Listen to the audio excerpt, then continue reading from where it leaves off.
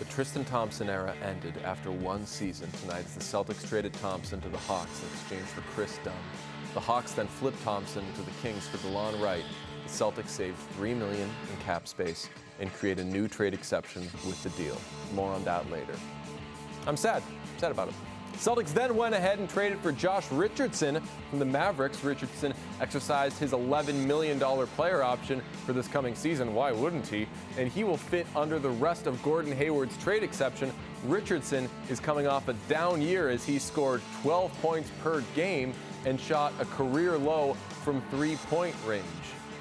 I will note that down year for Richardson followed a down year for Richardson. Richardson is coming off back-to-back down years. He's finding ways for each year to be more of a down year than the previous one.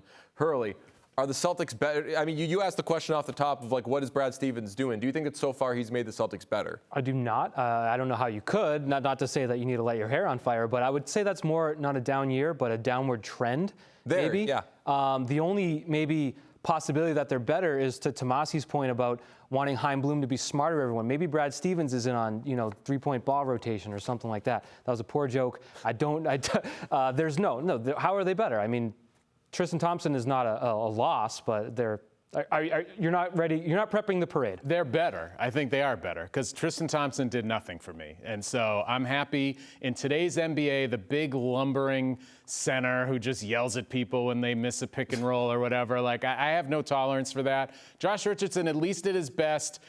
I hesitate to call him 3 and D. The D part is real. The 3, it's just been abandoned, right? Mm-hmm. But to me, there's some redundancy with him and Marcus Smart. And I'm ready for the Marcus Smart experience to be over.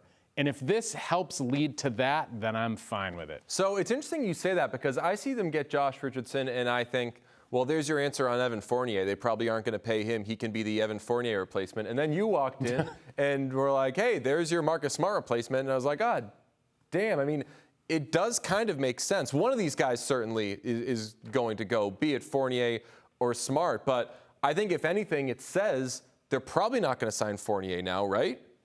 Well, isn't Smart Brad's guy? Aren't they? I can't We're tell about what's to find out, right? Yeah, that's a good point. Because I think everything that people said about Marcus Smart, good, bad, otherwise, has had levels of truth to it. And part of that was, the winning plays, the late in games, the plays that led to them winning games when they were actually good. That went away last year. It wasn't there. He's the same guy. There's no reason for it necessarily, but that guy wasn't there last year. So if he's not doing those things, then what is he doing? So maybe this is, to that point, that would count as a significant change, more so than Tristan Thompson leaving. If they decide that their longest tenured player is done here, then that would be something that starts, shaking things up and changing things. But if not seeing it. Dunn is actually their shortest tenured player. They just got him today. They may have actually flipped him, though, in that deal as well. It's a Kris Dunn joke. Yeah, I get it. One thing I'll say about Josh Richardson real quick is I watch a lot of Mavericks highlights because everyone loves Doncic, and you see him setting up Dorian Finney-Smith or the Maxi Cleat. Well, you go through the list of guys who are on the receiving end of his passes. I don't remember seeing too many Josh Richardson highlights. Oh, and when you're playing with Luka Doncic, that you should be featured a little bit more. An interesting thing that I saw from Brian Robb was that all the guys the Celtics acquired today are on expiring deals. And we've talked so much about Bradley Beal. Do you trade Jaylen Brown for him? And now the kind of waters have been muddied there with Bradley Beal seemingly being defiantly into the Wizards.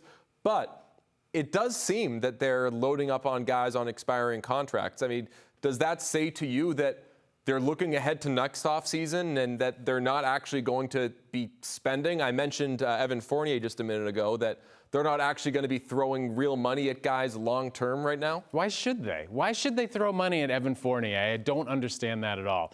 I know he had a great game against Team USA the other day, but he was underwhelming. That to me, that was the worst 45% three-point shooter I think I've ever seen. I don't think he made a single one that mattered, that counted. And so to me, it's you're going to pay him? My reason for that, and we had this argument at the end of the season, is that I found the Celtics have been so troublesome at replacing guys. So when it was a question of do you bring back Evan Fournier, My answer was yes, because I was afraid of what the alternative would be, where like Gordon Hayward leaves and you're like, oh, we got this idea of a trade exception that we're going to celebrate forever, and then it only ends up turning into Evan Fournier. So I wanted to hold on to him just for the sake of knowing that at least you have that asset and you're not going to lose something completely.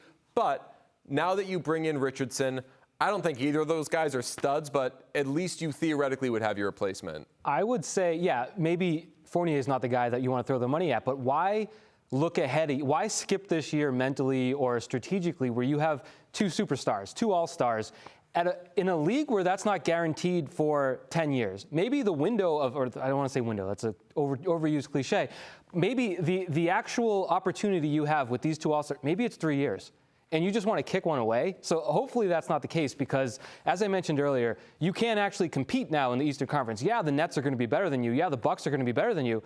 But you're not automatically eliminated before the season even begins. So to say, let's get guys on expiring deals and then next year really make the move, I don't like that at all. I'll explain real quickly why you do it that way, because otherwise it's just a Band-Aid. You're just putting Band-Aids on this team. Like we saw, this team was not close last year. Not as close as they should have been given the two building blocks they have. If you start throwing a lot of money at Evan Fournier, who is a guy, he's just a guy, and then that takes you out of the running for somebody legitimate next year, your only hope of keeping Tatum in Boston is giving him a reason to stay. You don't do that with Band-Aids. Isn't the most important thing this year just being a competitive basketball team? Like it's a simple statement, but think about how many times in the past year you'd put them on and they were down 12 and it never got closer. Like they would pack it in. I think this year is about maybe getting guys that have some sort of edge, some sort of care, so that they become a relevant team in the sense that they're not out of the game in the first quarter anymore. Tomase, there's a column for you. The Celtics, because the story that you're telling is correct, but it's also a story that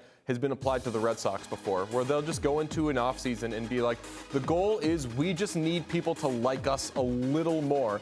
And that kind of is where the Celtics are They right won a now. World Series like that. I got mention-itis with Brian Robb, man. I don't know why I keep mentioning him, but because he's great. He tweeted the following earlier tonight. A league source tells Mass Live the Celtics were able to fit Kris Dunn into Enes Kanter's $5 million trade exception, which was set to expire this weekend. That allows them to create a new $9.2 million exception in sending out Tristan Thompson. So the question then becomes, like, what do you do with that money? I'm still hesitant to, like, you want to do something with $9.2 million, it's a trade exception, that's fine.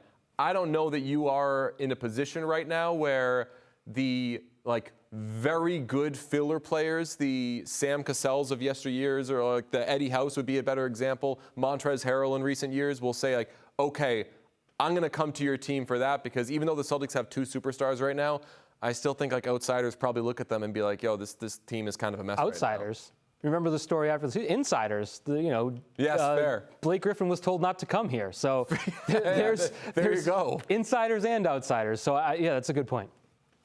Thank you. You've paid me a compliment. I missed the Dunn joke so bad. Like if you saw my face, it took like 10 seconds. I still haven't quite figured it out. Yeah, I said Marcus Smart being Dunn. Oh, okay. Dunn is the name of Kris Dunn. Yeah. Deej on another level. Do you think they do anything of consequence with this trade exception? I mean, maybe eventually. I don't agree with you, actually, that people look at Boston and say, no, why would I want to go there? Because Jason Tatum and Jaylen Brown, mainly Jason Tatum, and a new coach who maybe excites people a little bit. This is a team that's been in the conference finals a bunch of times. Mm-hmm. So I don't think Boston's as hopeless a destination as you might